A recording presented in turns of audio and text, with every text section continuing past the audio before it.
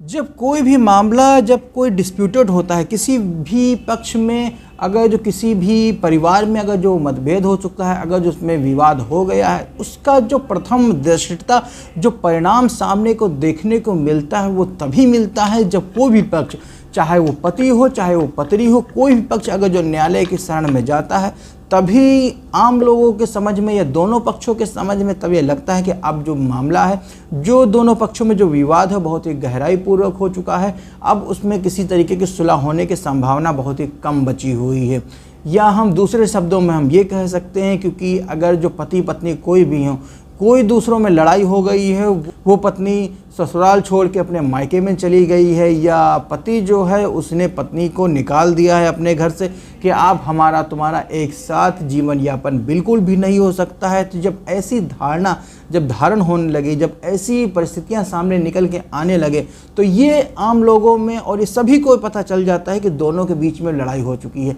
अब दोनों के बीच में सुलह समझौता होने की जो समस्या है वो आने में काफ़ी अड़चन हो सकती है। नमस्कार, मैं हूँ Brajnandan, advocate and legal consultant. स्वागत है आपका एक बार और आपके अपने इस चैनल पे। अगर जो आप चैनल पे पहली बार आए हुए हैं, फर्स्ट टाइम आए हुए हैं, तो इसको लाइक करें, सब्सक्राइब करें और कमेंट में जय हिंद अवश्य लिखें। और इसी आशा के साथ मैं एक चीज़ बताना चाहूँगा कि जब कोई विवाद होता है तो सर्वप्रथम किसी न किसी एक पक्ष को सबसे पहले पहल अवश्य करनी पड़ती है। लेकिन अब समस्या ये उत्पन्न होती है कि वो लीगल प्रोसीडिंग की जो फॉर्मेशन है, जो उसका जो प्रोसेस है वो शुरू कौन करे, क्योंकि जो शुरू करेगा वही दोषी कहलाएगा कि हम तो अपने घर में सुरक्षित बैठे हुए थे, केवल हम अपने घर में आए हुए थे, सबसे पहले मुकदमे की पैरवी या मुकदमाबाजी करना आपने प्रारंभ किया। ये दोनों के ऊपर एलिगेशन लगाने की यह संभावना बिल्कुल भी रहती थी। ऐसी स्थिति में कभी कभी ऐसे भी मामले सामने निकल के आए हैं कि जो पत्नी है वो अलग से मायके में बैठी हुई है, कोई उसको पूछने वाला नहीं है,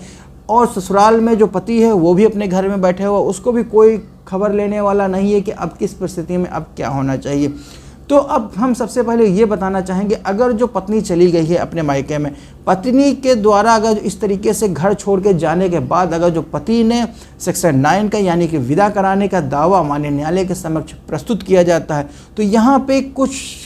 व्यूवर्स के द्वारा यह हमें समस्या निकल के भी सामने आई है, उसका गलत मतलब भी निकाला जाता है। क्योंकि अब वो खुद लेने गया था पत्नी के मायके में, तो उसके घर वालों ने उसको भगा दिया या पति ने भगा दिया, उसको अब नहीं उसके साथ आना चाहता, तो वो माननीय न्यायालय के समक्ष जरिए आदेश पूर्वक वो अपनी पत्नी को लाना चाहता है अपने साथ रहने के लिए। पति के द्वारा अगर जो सेक्शन 9 का अगर जो नोटिस अगर जो पत्नी के पास पहुंचता है, तो वो नोटिस मिलते हुए वो एकदम से दूसरे परिणाम में उसको देखने को मिलते हैं। उसके पास जो भी लीगल रेमेडी उपलब्ध रहती है, अगर जो उसके पास सेक्शन 125, 498 जो कि अब सेक्शन चेंज हो गए हैं, 85 BNS हो गए हैं, और इसी के स्थान पर सेक्शन 12 DV एक्ट, उस सारी केसेस पति के या उसके घर वालों के विरुद्ध फाइल कर देती है। अब वहाँ से जो ये दोनों परिवारों के बीच में जो अभी तक इतना कॉन्फ्लिक्ट, इतना संघर्ष नहीं उत्पन्न होता है, लेकिन इस मुकदमेबाजी के चक्कर में अब कुछ मुकदमे उसने फाइल किए, कुछ मुकदमे अलग तरीके से उसके द्वारा फाइल गए, तो इन दोनों के विवाद में नंबर ऑफ केसेस में यानी कि मल्टीप्लिसिटी ऑफ द केसेस जो होंगे वो बढ़ते जाएंगे। तो जिसके आधार पर जो हमारी मूल समस्या है वो सामान्य रूप से वो सुलह होती नज़र नहीं आती है। या उसके दूसरे पहलू में हम बात करें, और अगर जो पति के द्वारा अगर जो इस तरीके से सेक्शन 9 का मुकदमा अगर जो दाखिल कर दिया गया है, तो इसमें अगर जो पत्नी अगर जो उसके साथ नहीं जाना चाहती है या कुछ दुष्परिणाम अगर जो देखने को मिलते हैं, अपना जवाब बिल्कुल उपस्थित होकर अगर जो माननीय न्यायालय के समक्ष उपस्थित होकर तभी अपना जवाब दे सकती है। अपना जवाब में कभी कभी ये भी देखने को मिलता है कि इस तरीके से हमारे ऊपर प्राणघातक हमले किए गए हैं, जिसके उस घर में हम अपने पति के साथ बिल्कुल भी नहीं रहना चाहते, जिसके फलस्वरूप कोई भी आदेश अगर जो पारित किया जाता है, तो इस तरीके की ये जो कृत्य कारित किए गए हैं ये बिल्कुल भी ध्यान रखने चाहिए। अगर जो इसके उल्टे अगर जो दूसरे पहलू में अगर जो बात करें, अगर जो पत्नी ने और पति ने दोनों के बीच में अगर जो किसी तरीके कोई का झगड़ा हुआ है, कोई अगर जो कॉन्फ्लिक्ट या संघर्ष हुआ है, तो उसमें पत्नी जो है वो अपने मायके चली गई हुई है या पति ने उसको अपने घर से निकाल दिया है, और वो मायके में रहते हुए जो मुकदमा करती है कि वो हालांकि पत्नी जो है वो अपने घर में वापस जाना चाहती है, वो ये लगता है कि हम अगर जो दूसरी शादी करेंगे तो फिर से वही खर्चे निकल के सामने आएंगे, हमारे परिवार वालों के ऊपर अननेसेसरी जो बर्डन पड़ेगा। तो इस बर्डन को बचाने के लिए या इससे बचने के लिए इस तरीके को फिर से अगर जो सेक्शन 9 का मुकदमा अगर जो पत्नी की तरफ से फाइल किया जाता है, और इसमें ये गुजारिश की जाती है कि जो हमारे पति हैं वो हमको लेने बिल्कुल भी नहीं आते, हमको अपने घर में नहीं रखना चाहते हैं, जो हमारे दाम्पत्य जीवन है वो नहीं स्थापित हो पा रहे हैं, तो इस तरीके से जो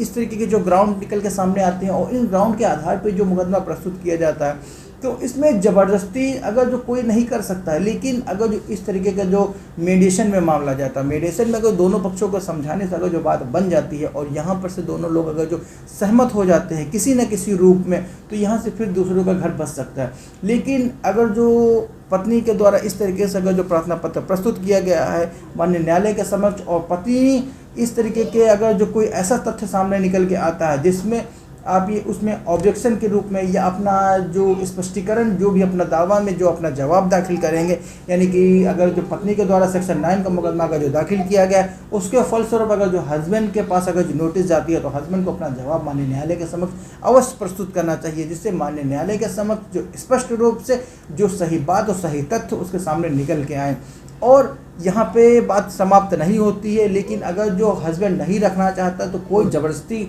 कोई भी पत्नी अपने हस्बैंड के घर में नहीं रह सकती है। हस्बैंड को ये प्रूफ और ये अपने जो जवाब के साथ अपनी सारी बातें माननीय न्यायालय के समक्ष आप अपने जो जवाब में अपने जो सारे तथ्य वो अवश्य प्रस्तुत करें, जिसमें माननीय न्यायालय को अवगत कराएं कि जो सेक्शन 9 का मुकदमा जो पत्नी के द्वारा जो दाखिल किया है उसको हम क्यों नहीं स्वीकार करना चाहते हैं, क्यों हम अपने घर में नहीं रखना चाहते हैं। कई बार उसने आत्महत्या करने का प्रयास किया है, कई बार अपने पंखे से लटकने का प्रयास किया है, कई इस तरीके की जो